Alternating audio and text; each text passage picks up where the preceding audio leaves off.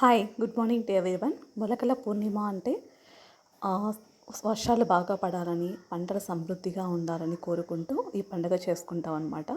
నవధాన్యాలను సేకరించి మొలకల్ని వేసి దీన్ని ఒక 9 days పూజ చేసుకొని తర్వాత దేవుడి దగ్గర పూజ చేసిన తర్వాత మొలకల్ని తీసుకొని దేవుని దగ్గర ఉంచేస్తారు. ఇది ఎంతో నిష్ఠతో చేస్తారు ఈ పూజ. ఆ ఇయర్ అంతా పంటలు బాగా పండి ప్రజలంతా హ్యాపీగా సుఖ సంతోషాలతో వర్తిల్లాలని మొలకల పూర్ణిమను చేసుకుంటారు. ఈ వీడియో నచ్చినట్లయితే please like, share and subscribe my channel. Thank you.